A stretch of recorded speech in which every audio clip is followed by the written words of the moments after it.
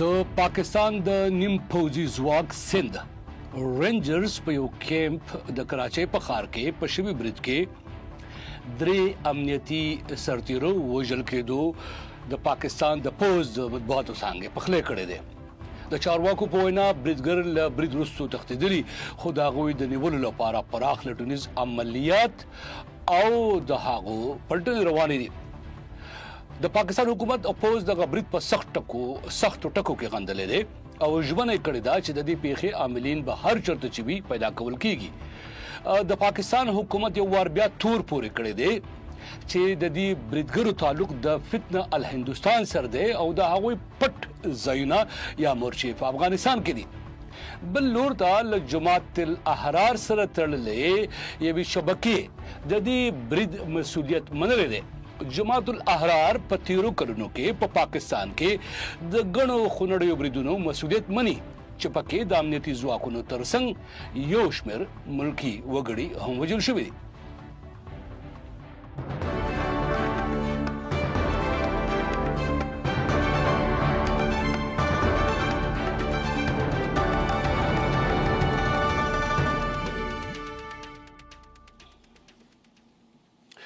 ستړي مشر زرحمان بودریم دا سپړنه ده دغه برید چې پاکستان یې تور په هندوستان ورتپلې هند دغه تورونه رد کړي وای پاکستان باید د خپل کور غم په خپل وخوري په ځای د دې چې تورونه په گاونډیانو ورپورې کړي په دغه موضوع د بلمنو سره بحث کوو خو لومړی د روح الله نیازي رپورټ کراچۍ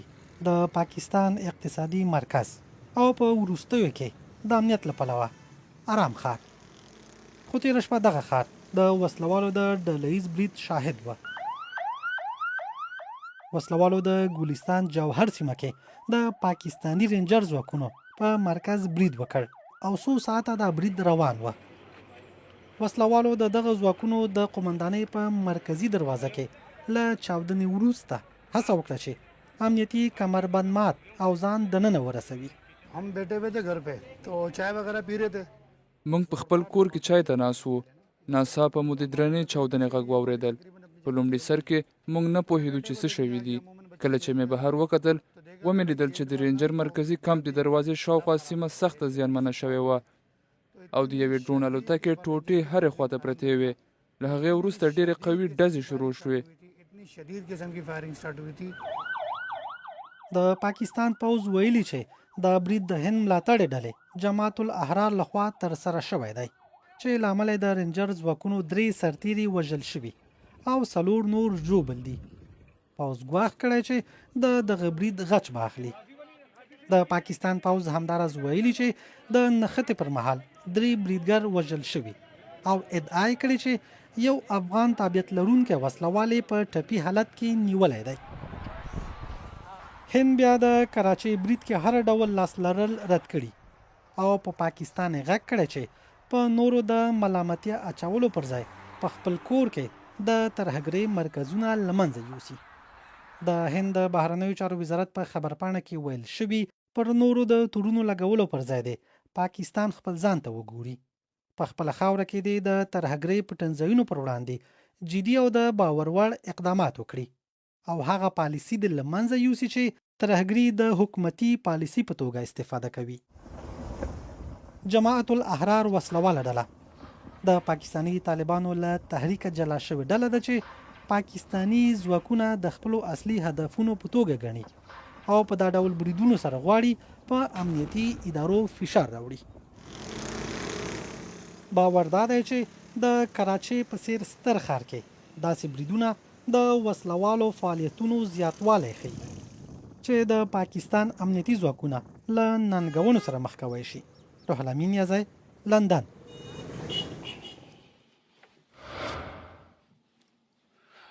یو ور بیا سړي مشه راځي چې په دې موضوع د خپلو ملمنو سره خبرې وکړو موږ سره د اسلام آباد نه وتلې خبريال او د سیمه چارو شنونکو طاهر خان صاحب د کراچۍ نه د افغانستان انټرنیشنل پښتو خبريال فضل عزیز او د هندوستان نه د سیمه د چارو شنونکو سمیر انګار صاحب ملمنه درې وړو ملمنو ته سړي مشه په خیر علي و مننه بنو سي فضل عزیز په کراچۍ کې د سند رینجرز چې نیم پوځي ځواک دی نږدې څلېرې زره عسکر لري د هندوستان او سند په پوله باندې زیاتره د دې څوکۍ وي په کراچۍ کې د پولیسو کومک کوي اکثر وفاقي او صوبایي بلډینګونه چې د هغې ساتنه کوي د پاکستان د پوځ دوه ستوریزه جنرال د دې مشري کوي اکثره او د باندې دا برید چې په کراچۍ کې کم شوی دی تېره شپه ډېر وخته پورې خو نه معلومېده چې دا څه کیسه روانه ده اوس چارواکي څه وایي څومره وخته پورې دا برید روان و څومره زیان ورړول شوی دی او چا چې برید کړی د هغو په هکله د پاکستان د پولیسو یا د حکومت یا د پوځ ادارو یو ورکه بیا موږ لیدونکو اورېدونکو ته وایي څه ویلي دي بنيري صاحب دا برید د شنبې په ماښام 8 بجې خواوشا شوی دی لومړی خبردارالو چې زوروره چاودنه وشوه د چاودنې چې معلومات شو چاودنه د رینجر ځواک کوم چې نیم پوځي ځواک دی د دې په مرکز و یو دفتر باندې شوی دا د کراچۍ ګلستان جوهر سیمه ده ګلستان جوهر کې موسمیات په نوم علاقه ده چې دا د کراچۍ د هوایي میدان سره نږدې پرته سیمه ده د دغه چاودنې پر سم د سروستا دلته بیا د ډزو غږونه اوریدل پیل شو په کراچۍ کې د ژغورنې ادارې ول چې د ته د چاودنې خبر ترلاسه شوې دی او د بیا خپل کم د ژغورنې ادارې کارمندان چې د سیمې ته ورسول معلومه شو چې د کراچۍ په ګلستان جوهر سیمه کې د رینجر ځواک په دفتر باندې دا برید شوی دی د اني شاهدانو په وینا دلته د زوروري چاودنې وروسته تر 2 ساعتو پورې ویل کېږي چې ډزې روانې وي دغه ډزې تر ناوخته پورې روانې وي بیا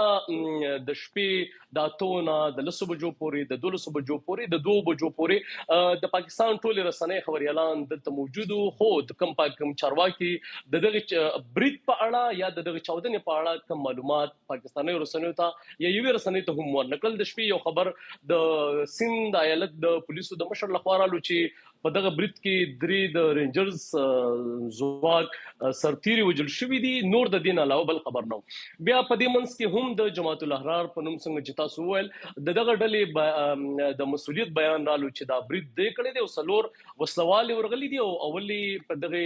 کیمپ یا په دې دفتر په دروازه باندې چاودنه کړي بیا د نن ورننوتی دي او مقابله روانه ده بنري تر سهار پورې تر 9 یا 8 بجو پورې کم د پاکستان د پولیسو د رینجرو یا کوم حکومتي چارواکي یو خو د دې برید په اړه باندې کوم معلومات نه ورکړي بیا د پاکستان پوز په خپل باندې خبرپاڼه خبر کړه پای کې ویل چې د جماعت الاحرار چې د پاکستان پوز د هند نیابتي یا د هند ملاتړ ډله بولی چې دا برید کړی دی په دې کې دغه برید کې د پاکستان پوز مندل چې 3 د رینجر سرتيري وجل شوی دي او سلور نور ټپيان شوی دي بیا پوز په دغه بیان کې وایي چې په دغه برید کې 3 برید کوونکي دی وجلی دی او یوې ټپي حالت کې نیولې دي چې هغه افغان تابعیت لرونکي دي تر اوسه پورې د دغه برید چې څومره معلومات راته د پاکستان پوز نن سهار چې 13 ماخوستن دا برید شو سهار د پاکستان پوز د دې برید په اړه باندې معلومات خبره کړل سمه ده دو مهم ټکي تر خاصه تاسو پر تر اعظم تاسو به پوه کوي د پاکستان په سند او کراچۍ ښار کې د نیم پوځي ځواک په مرکز باندې دا برید چې دی طاهر خان صاحب په پښتنه کو طاهر خان صاحب کوم ته تاسو وایي چې د پاکستان تور بلک شاته کو جماعت الاحرار نومې ډلې د دې برید ذمہواري منلې ده جماعت الاحرار ډله د ټي ټي پی ملګری دي د افغان طالبانو د مشر تابعیت لاندې کار کوي د دې ډلې پاکستان کې اهداف صدیو په کراچۍ کې د ورستي برید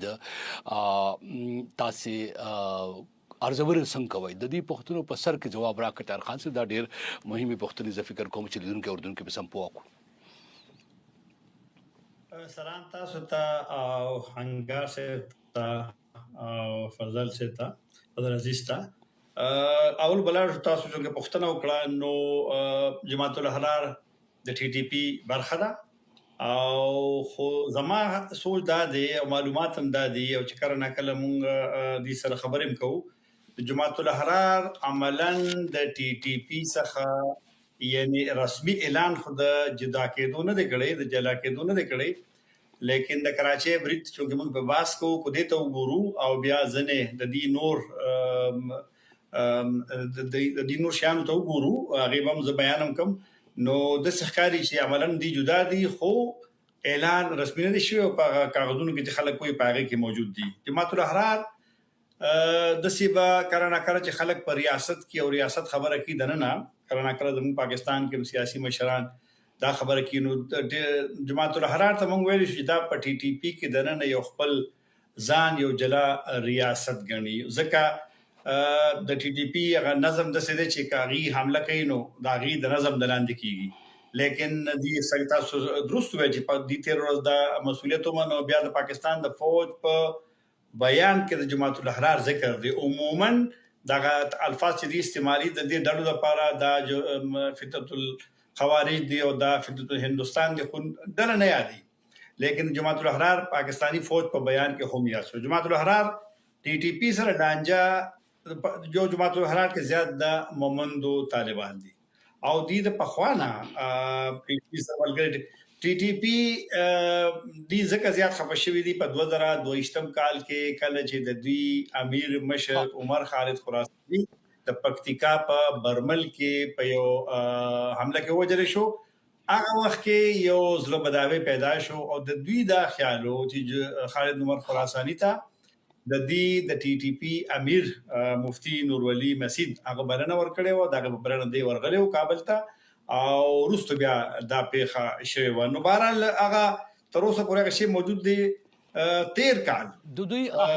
د دوی اهداف سدي او دوی د هیبت الله خنزاده صاحب تابعیت بني چونکه دا د ټي ټي پی برخه ده او د ټي ټي پی دا هغه یو اصول دی چې د افغان طالبانو امیر د دوی خپل امیر غني دوی خو د افغان طالبانو امیر خپل امیر غني لیکن افغان طالبانو کله هم دی هغه وایي کنه اون کړی نه دي یعنی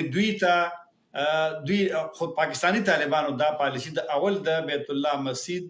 د جوړېدو د 2009 کال راهیسي تر نن پورې پاکستانی طالبان او چونکه جماعت الاحرار اوس پورې خدایي برخه د جلا شوی نه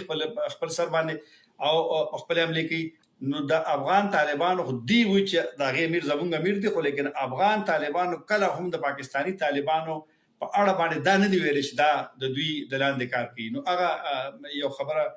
یو خبره شته البته یو خبره اخیره بل کوم بیا خبره راغونډو بیا انګار صاحب خبر وکي جماعت الاحرار اوس دا کوشش کوي چې یو خپل جلا حیثیت هغه لکه هغه خو یو دویم خپل غزور تاسو صحیح ویل دی په ماضي کې ډېر لوی حمله کړې دي هغه باس کې بیا اوس کم ځای کې حمله کړې دي او بل خبردار چې دوی نن سبا زه ګورم دوی چې کومه د دریو ګروپونو یو ائتلاف ته اتحاد دی هغه د حافظ ګل بادر ډله پاغه کړه لشکر اسلام د خیبر ضلع چې کوم د منګل باغ ډله وا او بیا یو نوې جوړه شوې ډله د حرکت انقلاب اسلامي پاکستان دا د القاعده چې کوم د بری صغیر د دې سیمې هغه خلک وو په القاعده کې هغه دا درندنو دا اوس کرنا کله جماعت الاحرار دی خلکو سره لږ زیات نزدیکیږي مو په دې ورځ کې یو کال مخکې عمله شوی و هغه دی مشترکه کړي و نو دې د سرورو دې طرف ته یو روحجان پیدا شوی دی ها زه غواړم چې انګار صاحب ساسه نظر واخلم په پاکستان کې د ورستیو بریدونو په تیر یو کال خواوشا کې څومره پاکستانی چارواکو په خبرې کړې دي سن سزای کې یو پیټرن پاتې شوی دی یو طریقه پاتې شوی دی چې دوی په خپل بیانونو کې وایي چې د افغانستان خاوره د فتنه الهندوستان او فتنه الخوارج هلته دی او د هغه ځای نه په پاکستان کې د بریدونو پلانونه جوړیږي افغان طالبان دا خبره ردوي او هیبت الله خنزاده صاحب 2-3 میاشتې مخکې یو بیان امیر خان متقی صاحب په کابل کې د خبرو په وخت داسې بیان کړی وو چې د افغانستان خاوره به د کوم گاونډي هیواد په ضد د کارولو چاته اجازه نه وي د دې ځای اقدامات نه کیږي اوس کراچۍ کې د شوی برید وروسته د یو وار بیا هندوستان رد کړی دی خو پاکستان وایي چې د هند فتنه هندوستان دالته په دې کې داغو لاس دی یو فضل وزیر راته وویل چې افغان تابعیت لرونکي تن د جوبل حال کې دی نیولې هم دی تاسې د پاکستان که دغه پیټرن ته وکتل شي او د حملې ته وکتل شي د دې وروستو دا څنګه ارزوي چې گویا کوم پلان پاکستان لري د هوایي بریدونو یو وار بیا په افغانستان کې ځکه دا پیټرن بیا بیا تکراری کې لګیا دی که تاسې بل شان ارزوي انګار صاحب. بسم الله الرحمن الرحیم. سلامونه او نیکی هیله تاسو ته جناب بنیری صاحب، فضل عزیز صاحب ته او همداسې طاهر خان صاحب او د انټرنیشنل ټلویزیون ټول لیدونکو ته. ګورې که بحث ته راشو، که وګورو پس له 2001 کال نه د پاکستان هغه امنیتي پالیسي چې و بالکل بل مرحله ته راورسېدل چې موږ ولیدل بیا په همدا قبایلي سیمو کې ځینې ناامني او ستونزې راولارې شو. همداسې په 2001 کال کې همدا TTP رامنځته شو، پس له هغه نه بیا جماعت الاحرار رامنځته شو. بیا موږ ولیدل چې په 2014 کال کې همدا دوه ډلې یو ځای بیعت وکړ او یو ځای شو. همدا چې کله په 2001 کال کې TTP رامنځته کېدل 15 ګروپونه یو ځای ائتلاف وکړ، بیا TTP رامنځته شو. اوس چې پاکستان په یو ډایورشنري وار تیوري باندې کار کوي، یعنی پاکستان هر کله کوشش کوي چې یو انحرافي جګړې پیل وکړي، بیا خپل په خپل هیواد کې خال خال بریدونه کوي ترڅو د هغوی کوم رعیت چې هلته دي یا هم ولس چې هلته ژوند کوي د هغوی ذهنیتونه آماده شي چې د افغانستان لخوا زموږ باندې بریدونه کیږي یا هم د هند لخوا. خو که تاسو وګورئ د افغانستان پالیسي ته وګورئ، د افغانستان اسلامي امارت په 2020 کال کې فبروري میاشت کې همدا په دوحه کې امریکا او ټول نړیوالو سره یو تړون لاسلیک وشو چې نور د افغانستان خاورې نه د هیڅ هیواد پر ضد نه استعمالیږي. اوس که وګورو همدې 15 کال کې چې اسلامي امارت واک ته رسېدلی ده، کوم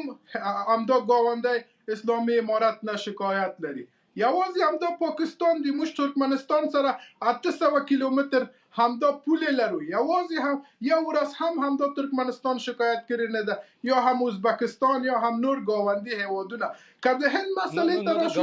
دغه ګاونډیانو دغه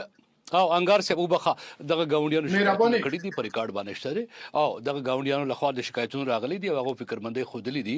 بهر حال تاسو وایي چې هغه نه دی کړی، هغه شکایتونه کړي. تاسو خپل خبره پوره کوئ، ورسره دوه نور ټکي مو ویل، هغې وضاحت هم غواړم، په منځ کې مې اوس نیولي نو غواړم چې هغه راته بیا وضاحت وکړي. یوه تاسو ویل چې پاکستان انحرافي جګړه پیل کول غواړي یا پیل کړی دا، د دې نه ستاسې مطلب څه دی؟ یو دا وضاحت وکړئ. دویم دا آیا تاسې د دې نه انکار کوئ چې افغان طالبانو خپله د دوحې تړون خلاف ورزي ونه کړله؟ یعنی د ملګرو ملتونو د رپورټ تر مخه نږدې 23 وسله والې ډلې په افغانستان کې موجود دي او د افغانستان باندې خپل ګاونډي او دوست پخوانی انډیوال هیواد تور دا دی چې د هغه ځای په پاکستان کې بریدونه کیږي او د هغو د پوځیانو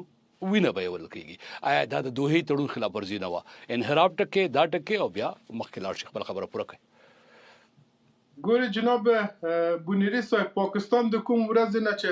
رامنځته شوې ده په غیر طبیعي توګه په 1947 کې د هغه ورځې نه تر اوسه پورې پاکستان کوشش کوي چې په سیمه کې یو کنټرول شوی بې ثباتي او ناامني شتون ولري. ځکه چې تاسو هم پوهیږئ چې پاکستان خو یو پراکسي ګروپ د هلته چې 220 میلیون هغه انسانان چې ژوند کوي هغوی ډیر ښه خلک دي، خو متاسفانه یوه خاصه نظامی حلقه هلته شتون لري چې واک هم هغوی سره دي او ځواک هم هغوی سره دي. هغوی ته ولس مهم نه دي. اوس چې په سیمه کې کوم جګړه رامنځته شوې وه په همدا منځنی ختیځ کې پاکستان خو عملا عربستان او نور هیوادونو سره تړونونه درلودل، کله چې عربستان باندې حمله کېږي. انګار صاحب بخښنه دې وي، زه تاسې یو بل جمله وویله چې زه فکر کوم په دغه ځای کې نور وضاحت پکار دی، مخکې به د هغې نه هله لاړ شو چې دې جملې تاسې موږ ته مونږ پوه کړئ. په 1940 کې د پاکستان د جوړېدو د لومړۍ ورځې نه تاسې وایي چې هغه په دې سیمه کې یو کنټرول شوی قیاس یعنې اړې ګړې ژوندی ساتي. دا ولې یو عام تن دې خبره ستاسې یقین وکړي چې یو هیواد چې په 1940 کې هندوستان مات شو، دا جوړ شو، نه پوځ لري، نه ایټم بم لري، نه پیسې لري، نه استخباراتي ادارې لرلې، نه آئین او قانون لري او نه دومره طاقت لري چې د 50,000 کالو زوړ تهذیب کې اړې ګړې جوړ کړي. ولې ستاسې په خبره یو عام تن یقین وکړي چې پاکستان په لومړۍ ورځ دونه تکړه شو چې په سیمه کې اړې ګړې جوړ کړه؟ دا خو یو مفروضه ښکاري. انګار صاحب خپل خبره ثابته کوي، ولې دا دعوه کوي؟ بالکل جناب بونی رئیس صاحب، فقط ماته یو 2 دقیقې وخت راکړئ چې زه خپل خبره تکمیل کوم.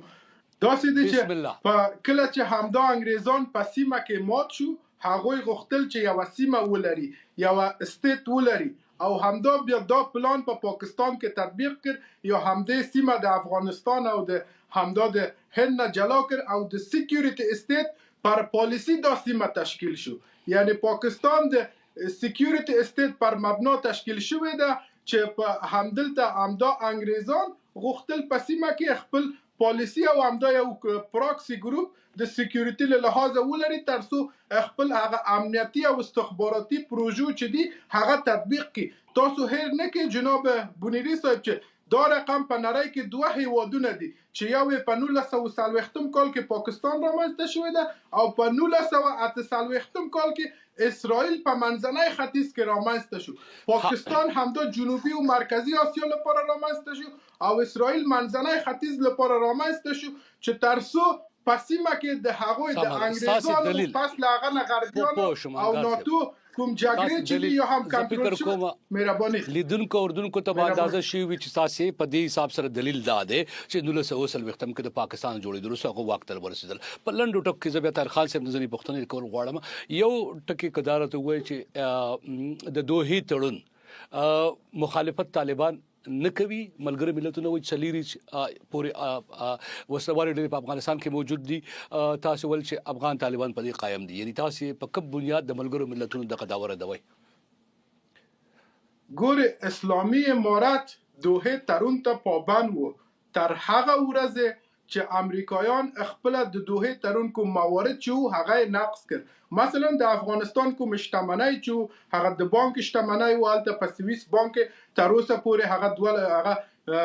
هغه فکر کوم 10 میلیارډ ډالر دی هلته کنګل دي. نور مثلا د رسمیت پیژندلو مسله تر اوسه پورې پاتې ده. یا هم همداسې 15 نور کوم غوښتنې چې په دوحه کې لاسلیک شوی وو هغه خپل امریکایان مات کړ. خو اسلامي امارت تر اوسه پورې دوحې تړون ته پابند دي. کوم موارد چې په دوحه کې تر سره شوی وو، اوس هم اسلامي امارت ټینګار کوي چې باید همدا امریکایان راشي اسلامي امارت سره خبرې اترې وکړي تر څو هغه کوم اختلافي مسایل ده حل شي. خو بیا همدا امریکایان دي چې درغلي کوي، یا هم دوکه کوي، یا هم کله ځان غلی نیسي، یا هم کله ځان داسې نیسي چې یعنی هغوی نه غواړي چې حداقل په دې اړه بحثونه وشي. که تاسو وګورئ همدا اوس ورشئ افغانستان ته وګورئ، زه تاسو ته چیلنج ورکوم که کوم خوارج ډلې وو یا هم کوم بل ګروپونه وو یا ترهګر ګروپونه وو، خو بیا زه تاسو ته جریمه ورکوم. موږ تاسو ورځو، تاسو هم خپل کامرې او مایک ونیسئ، کلی په کلی باندو په باندو ګرځو، او که تاسو هغه ولیدل کوم بل فتنهګر ګروپ، یا زه تاسو ته جریمه ورکوم. سمه ده، مهرباني را سره اوسئ. زه طاهر خان صاحب طرف ته تګ نه مخکې په عزیزستان یو معلومات غواړم چې د سند رینجرز کوم چې هډ کوارټر دی یا مرکزی دفتر دی، هغه خو کوم ځای چې د پاکستان د کراچۍ ښار صدر بازار دی یا ځایي او د پاکستان د سند صوبې کوم عدالتونه دي هغې سره جوخت دی. کوم ځای چې د کراچۍ د خبریالانو مرکز پریس کلب هم دی. آیا دا اوس بدل شوی دی که نه؟ دا حمله چې چېرته شوې دا په هډ کوارټر یا په دغه مرکز نه ده شوی، دا بل چې کوم ځای شوی دی دا څه قسمه بیا کیمپ و، او د دغې دپاره سند رینجرز آیا امنیت نه لري چې ترهګر ورشي او بیا تر دونه حده پورې حملې کوي؟ لږ تفصیل په دغه موږ لیدونکو اورېدونکو ته راکړئ. بنيري صاحب څنګه چې تاسو ویل د په کراچۍ کې د نیم پوځي ځواک رینجرز مرکزی دفتر د ښار په منځ کې دی. د ښار منځ داسې دی چې د دې په چاپیره د سند ایالت د والی کور دی یا گورنر چې دغه دفتر دی کور دی. د دې سره څنګ ته بیا د لومړي یا د اعلی وزیر د سند صوبې دغه کور او دفتر دی. د دې سره څنګ ته بیا د سترې محکمې د های کورټ ودانۍ دي. د دې سره بیا څنګ ته د سند سملای ودانۍ ده. دا بیخي په مرکز کې دی. دا کوم ځای کې چې برید شوی دی دا د کراچۍ ختیځه سیمه ده د ګلستان جوهر په نوم باندې. په ګلستان جوهر کې بیا دلته د دې په کراچۍ کې څومره رینجر ځواکونه دي د دې په مختلفو علاقو کې وړي دفترې دي یا وړه مرکزونه دي. په هغې کې بیا د په خپل مختلفو علاقو کې د امنیت لپاره د ګزمې کوي، د ګرځي هلته په مختلفو سیمو کې په ټول ښار کې په کراچۍ کې د کراچۍ نه تر د سورابګوټ تر د ګلشن معمار تر د ګلشن حدید چې د کراچي لري پرتی علاقې دی پای کې د رینجر ځواکونه التشتون لري او د دې الته غزمو د پاره د ډیوټیانو د پاره موجود وي دا کم برج چې بیګا شوی دی لومړی کم ځینی معلومات چې دا رسمي تایید شوی نه دي نه خو دغه دفتر ته د چې کم ځای دی ته خبر اعلان یا رسنۍ ورغلي دي چې هغه وتخکر کړل شوی دی یا خو در شوی دی خو د رینجر ځواکونو د پولیس د ځینی امنیتي چارواکو دغه په وینا باندې چې دلته د رینجرز د مرکز سره د ترانسپورټیشن یا د گاډو د جوړولو یا دغه یوځي هم دي چې الته د دې گاډي تل راتل یا جوړیدل به دا هغه مرکز دی په ګلستان جوهر په موسمیات نیمه علاقه یا سیمه کې دا بیا ویل کېږي چې څنګه دا د دې یو گاډي د رینجر ځواک یو گاډي په دغه دفتر باندې ورننه تو دنه د رینجر ځواکونو څومره دفتر یا مرکزونه چې په کراچۍ کې دي د دې مخې ته یو لوی بیریر یا کم چې د وسپنی ډنډه لګیدلې وی چې هغه نه څوک نشي ورننوته د چې د رینجر ځواک یو گاډي د نن ورننوته په دغه ننوته په وخت کې بیا د وسوال چې د دې سره دا هم تر اوسه پورې نه د تایید شوی دا نه دی وایي شوی چې د موټر د لارې دا برید کړی دی د موټر سایکل د لارې دا برید کړی دی خو ول شوی دی چې زورور چاودنه شوی دا کم چې ځینی راپورونه دي چې رسمي تایید نه لري شوی چې دا د چاودنه اول شوی دا په گیټ باندې یا د موټر یا د موټر سایکل د لارې چې چاودیدونکو مواد پکې ځای پځې شو نو دا په وخت کې شوی دی چې څوک درې دا گاډي د ورنوتو د رینجر ځواکونو هم په دې وخت کې دا چاودنه شوی دا کراچۍ یو مختلف سیمه یا یو اړخته پرته سیمه ده د مرکزی دفتر نه لري سمه ده او طاهرخان صاحب طرف ته راځم او طاهرخان صاحب نو ځینې مهمه بنیادی پوښتنې کوم خو طاهرخان صاحب فضل عزیز د ما پوښتنه وکړه د راته یو ټکی ولې چې د سند گورنر یا والی کور سره خواته زه تقریبا شاوخوا شل کاله کراچۍ کې پاتې شوم نو د سند د گورنر کور نه دی دا دراصل یو علیشانه دولتي کمپلیکس دی چې اویا ایکړ ځمکه باندې آباد دی په دې کې خواوشا 15 د فوټبال سټیډیمونه جوړې دي شي باغونه دي پکې فوارې دي پکې د ملمنو استوګن ځایونه دي پکې زه چې بکرتلم گورنر هاوس ته د خبريالتوب لپاره نو دننه به 1 کیلومتر نیم کیلومتر کله کله منګ تاویدو چې ځای ته مو ورسېګو یعنی یو داسې محل دی چې ممکن توګه په امریکا او برطانیا کې هم دغه شان تصور دی ودانی نشي کېده دا دغه هغه ډیسکرپشن یا هغه تفصيلات به ول چې د کراچۍ د گورنر د والی کور داسي وي طاهرخان صاحب امنیتي پالیسی پاکستان افغانستان محوره کړی دا هغه انګار صاحب دارته وویل پاکستان وسنۍ تګلارې تر هغه خلاف ولې په افغانستان باندې تمرکز لري او په خپل کور کې څنګه چې افغان طالبان بیا وي دوی د امنیت ساتنې کوشش نه کوي واقعي چې کراچۍ ښار د افغانستان سره د پاکستان چې کومه پوله ده هغه ډېر لري دی څنګه امکان لري چې په افغانستان کې تیار شوي پلانونه په کراچۍ کې په یو داسې نیم پوځي ځواک مرکز باندې حمله جرأت وکړي چې هغه ډېر محفوظ او ډېر ځای دی پاکستان کې اوس دا سوچ ته او څنګه چې د فوز په بیان کې هم دا خبره شوې ده دوی دا وایي چې کومه حمله پاکستان کې کیږي نو د دې دا خبره وی تیروریزم او مخکې و چې د دې پلان منسوبې هغه په افغانستان کې جوړیږي او د دام داوا کوي چې د دې وسلوالو ډلو مشران هغه ټول په افغانستان کې دي چې دغه د افغانستان طالبانو حکومت نه مني ټي ټي پی خپلم کرانه کلاغین دا خبره کوي چې هغه په پاکستان کې دی او دلته فعالیتونه کوي او بل یو خبر اکثر کیږي دلته پاکستان کې خیر رسنه او میډیا کنټرول دا ډیر خلک په دې موضوعاتو خبرې نشي کولای لیکن دا یو سوچ وکړنه کړه راځي په سوشل میډیا باندې چې ستا سکیورټي لیس ورته وي مثلا د کراچۍ برج یو شو خلک پوښتنه کوي چې څنګه دا خلک براغلي او چرته نه دا وسله وروړي دا بم به کم دینه کړي او دا پښتنه خلک کوي او دلته اوس مشکل دار چې ما څنګه مخکې وې ډېر لګځنې خلک په خوا به دا باس کېده چې ستا سکیورټي ولې دومره نیمګړی شو چې وسلوات هغه ته ورسېدل نو دا خبره تاسو درسته چې کراچۍ د افغانستان او د پاکستان د پورینا سرحدنا یا د کرخنه ډیره زیاته لري دا لیکن د دوی سوچ هم دغه لکه څنګه چې په بیان کې د فتنه الخوارج او فتنه الهستان چې دی وی نو عمده خبره کوي چې د دغه جړې چې دی هغه په افغانستان کې چې هغه افغان طالبان نه مني طاهر خان صاحب دا د 12 ساعته سفر زی جوړیږي اوس کم شوی به وي یو کوسټل های وے د گوادر طرف ته تلونکو سړک او بل مرکزی سړک چې کوټي ته ځي د هغه چمنه پورې په لار کې نږدې سلويخ چک پوسټي دي په مختلفو ځایونو کې پوزي غیر پوزي وغیرہ وغیرہ او دغه شان بیا د پنجاب باندې راوړي یعنی سند تک راځي په پنجاب راوړي او د رسول خان نبراز ډېر وګړي لارې دي سمندر کې د نیوی د پښتنې لازمه ده چې په ځین کې راپورته شي څنګه وسلواله تورسي کراچۍ کې د جماعت الاحرار د هدف علت څه کې دي چې طاهر خان صاحب دا کوم ځانګړی پیغام دی دوی زیاتره حمله په قبایلی سیمو کې پښتونخوا کې بلوچستان کې پخوا کړی دي اسلام آباد او لاهور کې ځینې حملو ذمہواری دی منلي دي او کراچۍ کې دا د لوی نوعیت غټه حمله ګڼل کېدای شي څه خاص مقصد کې دی شي دی یو مقصد خدا کې دی چې جماعت الاحرار دا وخایي چې دا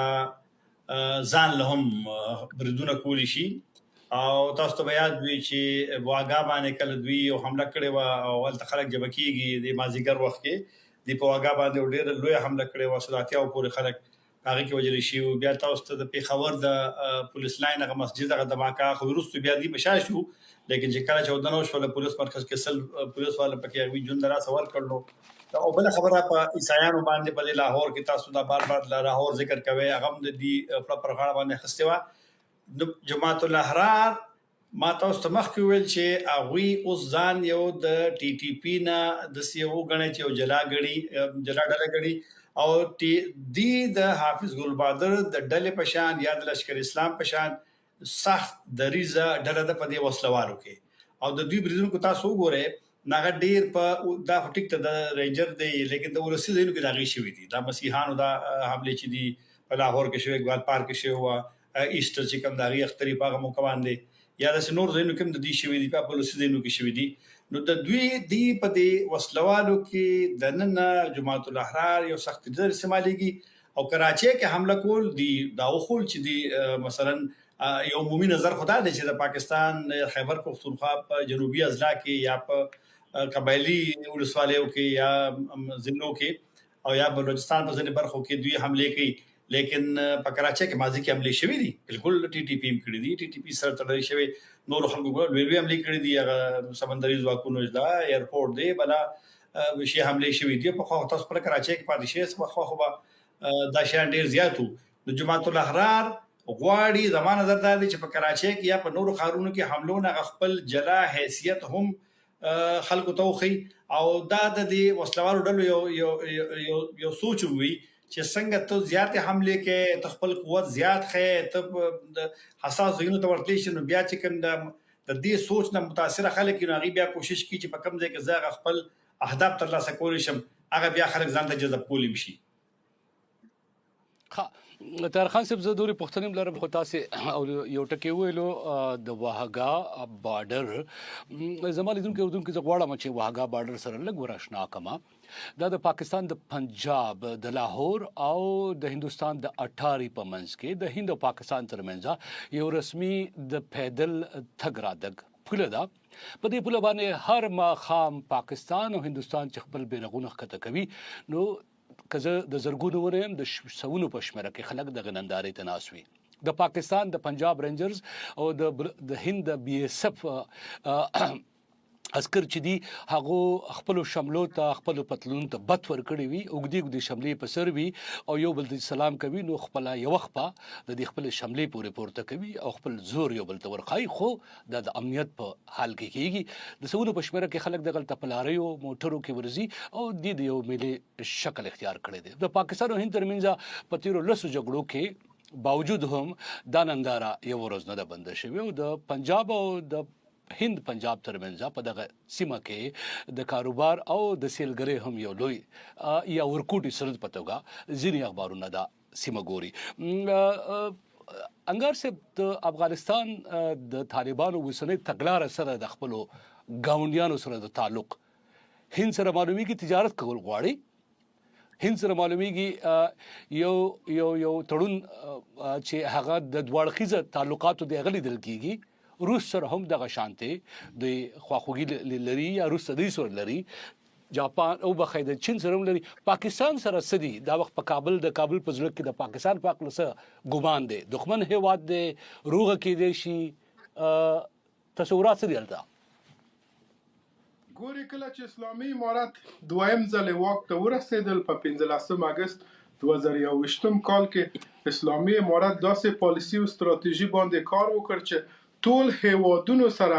تعاملات ولري، بل مثل تعاملات ولري. یعنی تر دې ربیره چې تاکید کیږي اسلامي امارت یو اقتصاد محوره، متوازنه او فعاله بی‌طرفه سیاست لري. یعنی همداسې چې غواړي هند سره تعامل وکړي یا هم چین سره، ورته تعامل پاکستان سره هم اسلامي امارت غواړي. پاکستان زموږ گاونډي هیواد ده، زموږ هم مذهب، هم کلتور، حتی هم فرهنګ هیواد ده او افغان ولس پاکستان ولس سره یعنی ملت د ملت ترمنځ کوم مشکل نه لري. اوس چې په پاکستان کې کومه خاصه نظامی حلقه ده، هغه غواړي چې د افغانستان او پاکستان ترمنځ کوم اړیکې چې دي، که هغه سوداګري دي، که هغه سیاسي دي یا هم تجارتي دي، هغه اړیکې له منځه لاړ شي یا هم خدشه‌دار شي. د هغه په خاطر دا تحرکات چې رامنځته کیږي د پاکستان لخوا ترسره شوې ده. افغانستان هیڅ کله پاکستان باندې برید هم نه دی کړی او هیڅ کله د تورخم گیت یا هم نور کوم سپین بولدک او غلام خان گیت چې ده هغه افغانان نه دی بند کړی، بلکې پاکستانیان هر کله افغانستان ته مزاحمتونه کول یا غوښتل چې د افغانستان په داخلي چارو کې مداخله وکړي. بالاخره افغانان هم یو ورځ حوصله وکړل، 2 ورځ، 1 کال، 2 کال، 3 کال، بالاخره 4م کال اسلامي امارت هم ولیدل چې پاکستان عملا غواړي زموږ په داخلي مسایلو کې لاسوهنه وکړي. یعنی اسلامي امارت او افغانانو ته خو دا قابل د قبول نه دي چې یو بل ګاونډی راشي، یو بل هیواد راشي د افغانستان په چارو کې مداخله وکړي یا خپل غوښتنې ولري یا هم فرمایشات ورکړي یا هم موږ داسې وساتي چې په یو جغرافیایي زندان کې وساتي. اوس د اسلامي امارت پالیسي دا ده چې پاکستان هم زموږ ګاونډی ده، زموږ مسلمان ورور دی، او همداسې چین هم زموږ ګاونډی ده. که څه رقم چې چین موږ سره تعاملات لري، هغه رقم موږ هم چین سره تعاملات یعنی معنا ستاسې وسم د افغان طالبانو تصور د چم گاونډ خلکو سره د مذهب د کلتور قسم ستاسې دې ټکي سره زه اتفاق نه لرم چې افغانان او پاکستانیان هم کلتور هیوادونه دي.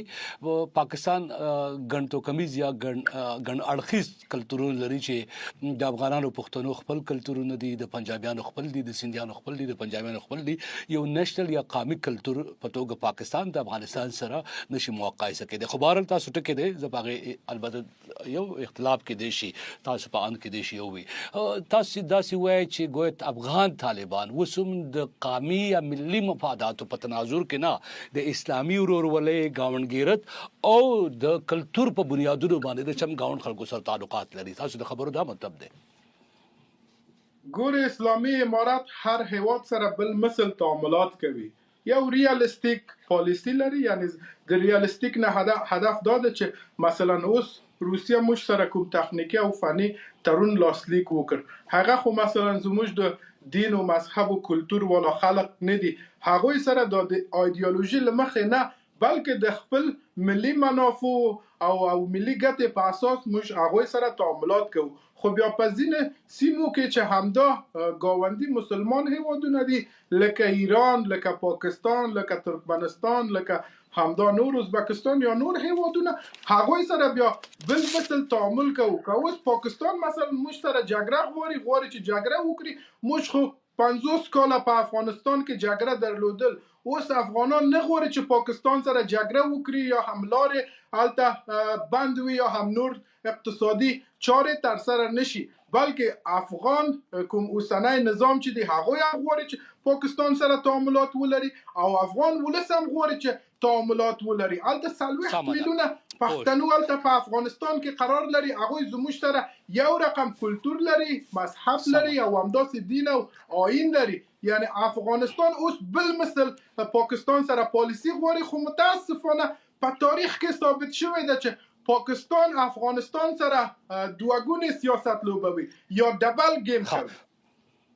سمه ده. البته د دین کې هم مسلکي نظریاتي اختلاف د ایران سره چې کم دي، رقابتونه ډېر ژور او پاخدي پاکي بیا بحث وکړو. فضل عزیز، په کراچۍ کې د نور پاکستان پرنګا د افغانانو د پاتې کېدو ګڼ مرکزونه وسوم شته او کراچۍ کې د افغانستان د طالبانو کونسلګري چې دا غا د لومړۍ ورځې راځي فعال ده. د دې حمله وروسته چې افغان وګړي باندې پکې د جوبل حالت کې د ول کېدو تور لګول شوی دی د کنسرګری لخوا کوم بیان راغلی دی او د وخت د افغانانو په کراچۍ کې چې کوم مودانۍ دي یا آبادی دي یا سیمې دي هغه په کوم حال کې دي بنوري صاحب په کراچۍ کې خو د افغانانو د افغان بستۍ په نوم باندې یو کیمپ چې هغه د خارنا نږدې 18 یا 13 کیلومتره ختیځ پلا د سورابګوټ نه لري پروتو تیر چې د پاکستان حکومت د کله نه د افغانستان یا د افغان کډوالو د وستلو لړۍ پیل کړه تیر کال پاکستان د کراچۍ کې چې څومره افغانانو یو دغه کیمپ نه ټول خلک وستل شوی دغه کیمپ یوازې کندوالي یا کندروالي یا نړیدلې پروت دي الته افغانان بيخي نشته د ټول للی دي قسم د ملګرو ملتونو د کډوالو د ادارې د شمیرو تر مخه چې د غوسره ريجستر کډوال په کراچۍ په سند ایالت کې وش په تزرو خو د غیر رسمي یا چارواکو بول چې د میلیونونو په شمیره کې دي په لکونو کې دي په کراچۍ کې او په سند کې نو یو خو هغه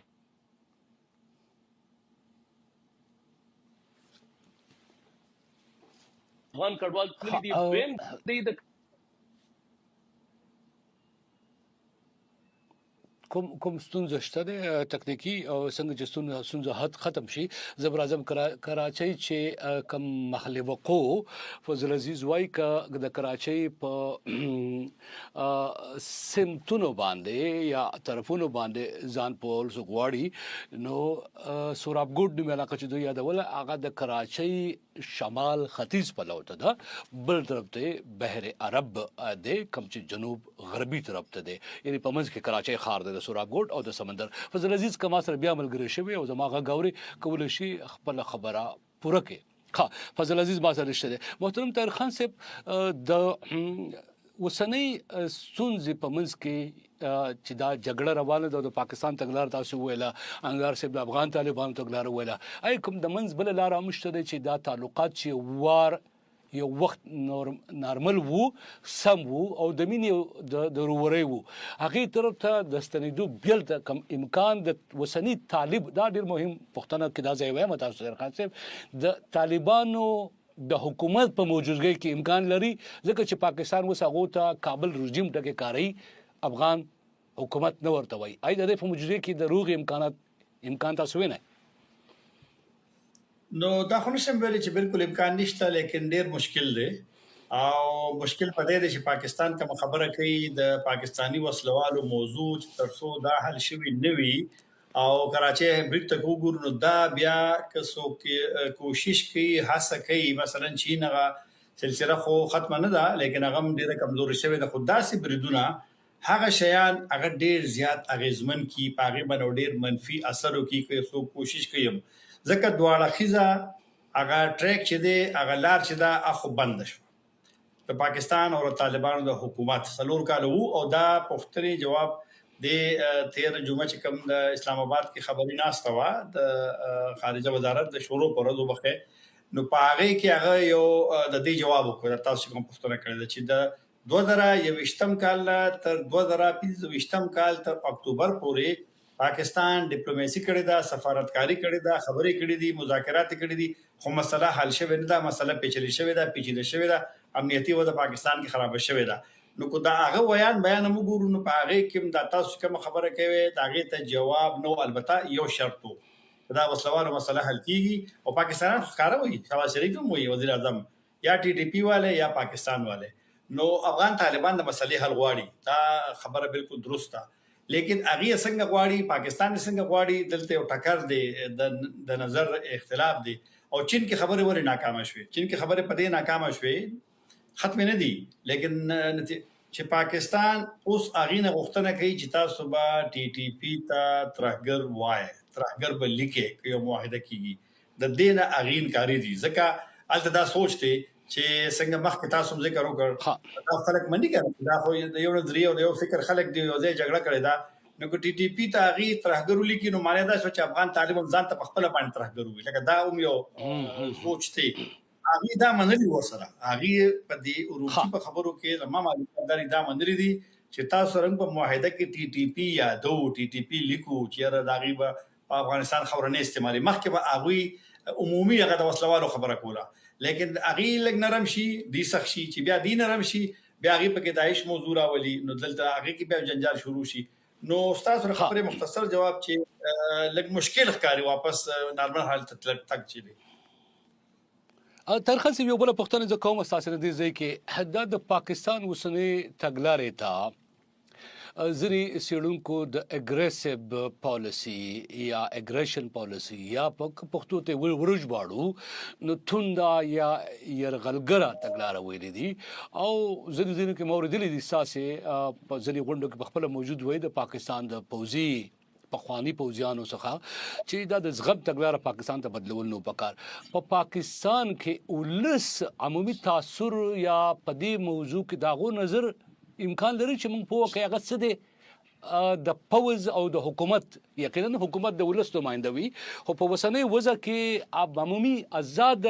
ولسی تصورات چې دي دغه امکان موجود دی چې موږ په واقع د افغانستان سره د پاکستان د تګلارې پاک ناغه څنګه ګوري دي تا زمونږه ملمانه دوا لیکي ښکته دي زه فکر کوم او کارخان صاحب څنګه غواړي زه پوښتنه تاسو غواړم ته زما आवाज اوره پاکستان کې خلک پاکستان کې خلک چې دي سیاسي مذهبي ډلې هغه ویشل شوی دي ډېر ډلې دي پاکستان تحریک انصاف موجوده نظام سره بالکل اختلاف لري د موجوده افغان تګلارې مخالف دي ملت پاله اکثر اوسنی نظام سره د افغانستان په تړو باندې متفق ندي او په پارلیمنت کې ذکرم کوي پاکستان تحریک انصاف کوي مولانا فضل الرحمن هم کوي محمود خان چغزیم کوي کرنا کله پکې ملولیم یو بیان ورکي نو په پاکستان کې سیاسي او مذهبي ډلې د اپوزیشن بالخصوص او هغوی د افغان پالیسي د پاکستان حکومت د دې خلاف دي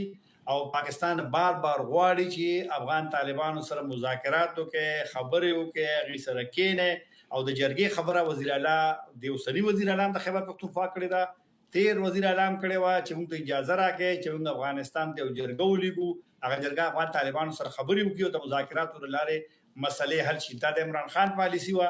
او اوس مغیدا پالیسی کوي نو ټول خلک دی پالیسي سره د نظام اوسنی چې کوم دا چې پاغي کی سیاسي حکومت سره مانو درداري کوم ډلې تر خاصه افغانستان پر تر ډیر کم دي د ډیر خلک متفق بالکل هم نه دي د پاکستان د پوز د ادارې د تصور سره په پاکستان کې کوم سیاسي ګوندونه داسې دي چې هغه سره الاین دي یا سره یو شانوار لري دا سه مشتره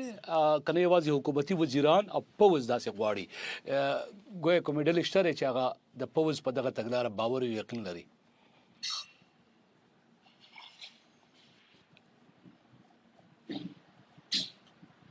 نو ښکارا دي کوم اوسنی ائتلاف کې کوم لوی ډله ده پاکستان مسلم لیگ نواز شریف هغه پاکستان پیپلز پارټي چې هغه برخم دا په کابینه کې نشته خو ولسمشر پیپلز پارټي دا د خیبر پختونخوا گورنر پیپلز پارټي دا د پنجاب گورنر پیپلز پارټي دا پس ګلګت بلتستان کې سره مسلم لیگ نور په نوې حکومت کې شاملېږي بلوچستان کې دغه حکومت ته پسند کې دغه حکومت نو لوی پارټیان چې دي مسلم لیگ نواز او پیپلز پارټي او د سره بیا وړې کوچنۍ ډلې هغه د اوسنی نظام د دې پالیسي سره متفق دي خدا د پاکستان یو ډېر بدقسمتي ده چې کوم دغه خلک دي سیاسي خلک دي ملکی خلک دي پارلیمنت هغه تر افغانستان په تړو باندې اختیار نشته چې غي باسو کی یو پالیسی جوړه سمدا یعنی که د پاکستان د نقشه واغسل شي او د قومونو یا د ګوندونو په د کی تقسیم شي پرایا کې نو ملتپال پښتانه تمام مذهبي ګوندونه او پخوانی پوزیان یا آزاد خیال خلک چې دي هغه د دې تګلارې سره اتفاق لري پنجاب کې زیاتره ګوندونه یا په سند صوبه کې چې سندیان دي او پنجاب کې چې پنجابیان دي هغه په اوسنی ائتلافي حکومت کې دي او هغه خلک چې دي هغه د سره اتفاق لري یعنی د په ملي یا قومي کچه هم تقسیم شوی او په نظریه تقسیم شوی تګلارې ده فضل عزیز د کراچۍ خبره مراته کوله په منځ کې پاتې شوی و د افغانانو تاسو ول چې په سورابګوډ کم چې د پاکستان د کراچۍ اقتصادي خار شمال ختیځه سیمه ده په دې کې اوس دغه کندوالي کچا کورونه چې دي افغانان په کراچۍ کې مانه نشته دي په مکمل توګه او د کونسلګری خبرم لږ مختصره توګه دا غو چاري او کردار دا وسه دي بنيري سپ نو د افغان کډوالو کم افغان بستی چې واغ نړول شوی د اهل طبيعي افغانان نشته اړو سوچته دینه د دین علاوه د په سورابګوډ کې د خار په مختلفو برخو کې ځای په ځای لګ لګ وسیدل هغه خلک ټول کډي وړلې دي او تللې دي ځینی بیرته افغانان راغلي دي خدا غوښمار نه دی معلومونه هغه په خپل ځان ښکارا کوي د نیولو د یری یا د سوجي کدی سوکلې دي بیرته راغلي دي ځینی خلکو سره زما خبرې شوې دي هغه چې التکار روزګار نشته دلته موږ پیدا شوی لوی شوی او دلته موږ ته د معاش د روزګار د ژوند یو څه چاري روانې دي ځکه بیرته راغلي خو خلک معلوم نه دي د دویم د دې معنی چې په کراچي افغان کډوال په لوی پیمانه یا په ښکارا یا کوم آبادی نه لري د په کراچي کې د افغان کونسل د طالبانو کوم کونسل جنرال چې د سر زما وخت په باندې خبرې شوې دي په دې وسنی موجوده کوم پیښه چې شوې ده په دې باندې دغه هیڅ بیان نه دی راغلی بلکې په کراچي کې کومره هم د افغان کډوالو د نیولو یا څومره هم دلته سکیدل د لړۍ روانه و پغه کې دغه یوازینه بیان به دومره چې د پاکستانی چارواکو سره خبرې کوي په سین کې دغه طالب کونسل په وینا چې د پولیس سره او د حکومتي ځنی چارواکو سره مقاومت سره د وخت په باندې ویني او دا سره و چې د افغان کډوال په عدالت نه وستل کیږي د دې سر د گزارو وکړل شي او د په طریقه وستل شي تر اوسه په دې باندې دغه کم طالب کونسل بیان نه دی راغلی د کومره بیانونه مخې ته راغلي دي موږ سره خبرې شوې دي د یوازې په افغان کډوالو باندې کړي دي هغه خلک چې بیا جیلونو ته بوتل شوي دي زنداني کړل شوي دي افغان کډوال دا طالب کونسل جنرال وی چې دغه لپاره مدافع وکیلان نیولې دي او خلک د زندانونو بهر کړي او بیرته افغانستان ته استولې دي ترخان سے واخره پختن سره کوم د لیدونکو اردن په خاطر باندې تاسو مونږ پوه کړئ چې د کراچۍ غټه آبادی ده تقسیم شوی آبادی ده خو په دې کې ګلستان جوهر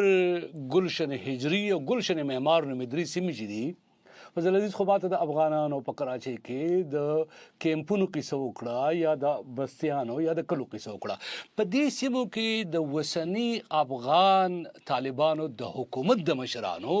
د کورونو یا د جیدادونو قصې وخت په وخت مطبوعاتو کې راغلي دي او پاکستان ځینې جیدادونه په سند های کورټ کې یا عدالت کې نیولي دا کوم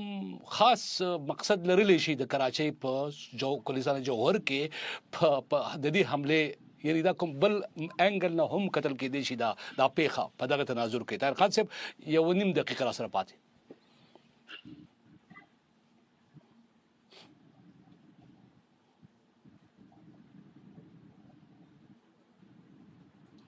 تاسو پښتنه چا نه کړی دا عزیز نه کړی کوم نام کړی دا تاسو نو پښتنه کړی و خو ما سره وخت به کمیږي که تاسو په وخت वो कजमा गक सम नौरे फजल अजीज दीर सालिए के जवाब रहा कि तार खान से फिक्र को दमाग सम नौरी वक्त में दूर करे بنيري سپ دا کوم خبر چې تاسو ما سره نه اورئ نه فضل عزیز گو هټ بنيري سپ دا کوم خبر چې تاسو وکړه چې په ګلشن معمار کې په سورابګوډ سم کې په دې سیمو کې د پاکستان په مطبوعاتو باندې په 2020م کا 23م پورې په مطبوعاتو دا خبرونه خبر شي چې د پاکستان یو ستر محکمې په دې کې امر کړو چې د طالبانو کم په خانه مشهور مولا اختر منصور دغه ځنی ودانې وی ځنی جیدادونو چې پای کې ګلشن معمار پای کې د کراچۍ بهادر آباد سیمه پای کې د سورابګوډ یو علاقه و پای کې دغه د جیدادونو ذکر شوی په مطبوعاتو باندې خبر شوی او په عدالت کې پایبندي قضیه یا سمدا ما غوښتل طاهر خان صاحب تفسیر په واخلم خو وخت سره ختم شو ډیره مننه فضل عزیز طاهر خان صاحب او سمیر انګار صاحب چې نه خبرونه کې زما سره ملمانه شي وي ژوندۍ اوسه